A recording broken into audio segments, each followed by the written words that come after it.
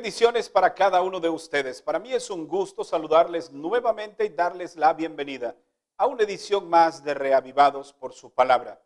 Hoy meditaremos en el capítulo número 1 de la carta a los Gálatas. Hoy comenzamos una nueva carta del apóstol Pablo.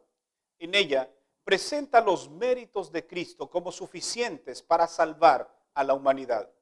Contrasta también la idea que muchos tienen que por realizar algunas obras pueden ganar puntos y así merecer la salvación. En este libro o en esta carta, Pablo amonesta a los de Gálatas sobre ciertos puntos doctrinales, les aclara alguno de ellos y les insta a mantenerse fieles y firmes hasta el final. Veamos cuáles son las lecciones que nos deja el mensaje de este día. Notemos lo que registran los versículos 1 al 5 del capítulo de hoy. Pablo, apóstol, no de los hombres o por hombre, sino por medio de Jesucristo y de Dios el Padre, que lo resucitó de los muertos, y todos los hermanos que están conmigo a las iglesias de Galacia.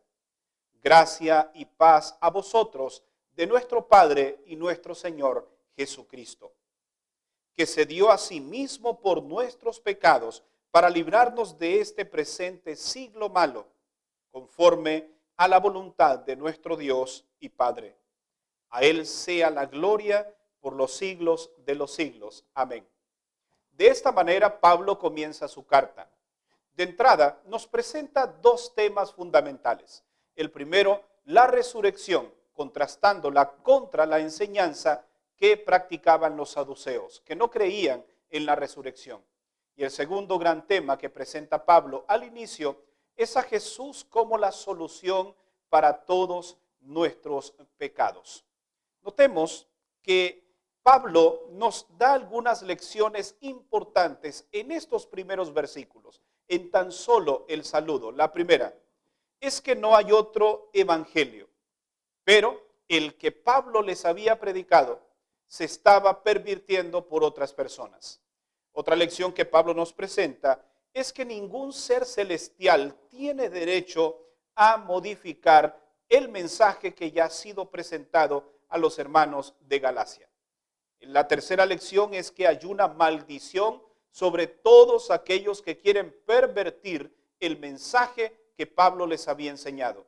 Y una cuarta lección es que lo más importante es agradar a Dios y no agradar a los hombres.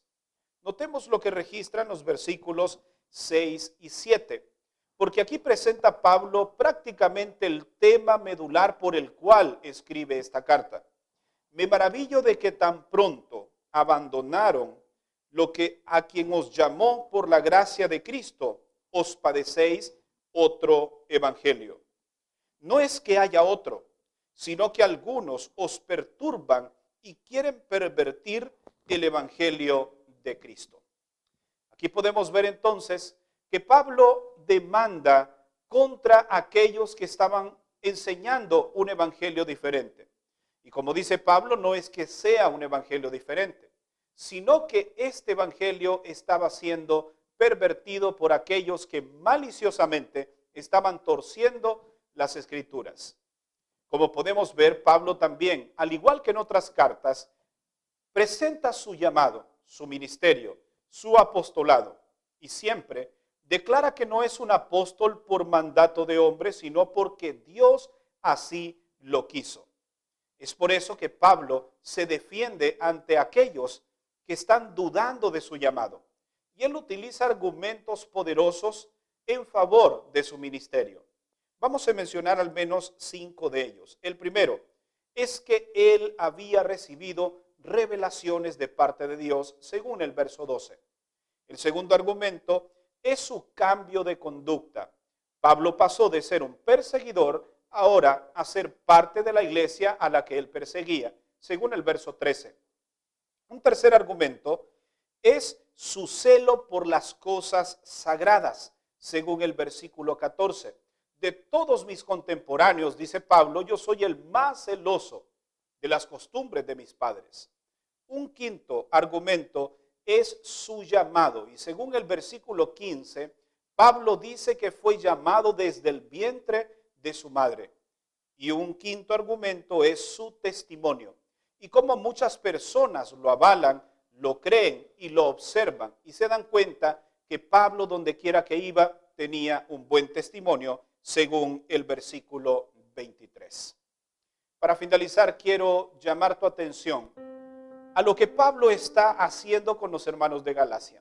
Tengan cuidado con los que pervierten el evangelio. Hoy en día encontrarás muchas personas que tuercen las escrituras para su conveniencia. Pablo ya ha hablado de este tema y habla de adulterar la palabra de Dios. Debemos ser íntegros y honestos al momento de presentar las escrituras. Presentarlas con un escrito está y no un así pienso yo. Es importante que hoy identifiques a aquellos que traen un evangelio diferente.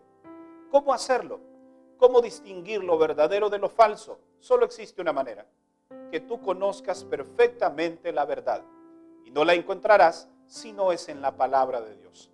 Y haces bien cada día en acompañarnos para estudiar las Escrituras y crecer juntos en el conocimiento de las Escrituras, de la palabra del Señor.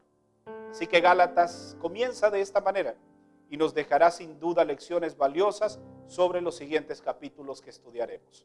Pero hoy me gustaría pedir al Señor sabiduría para que nos ayude a seguir entendiendo y poniendo en práctica las Escrituras. ¿Me acompañas en oración? Vamos a inclinar el rostro y oremos. Padre, te damos gracias por este inicio de la carta a los Gálatas. Nos advierte de manera puntual contra aquellos que están pervirtiendo el evangelio en la actualidad y cómo debemos cuidarnos de esto.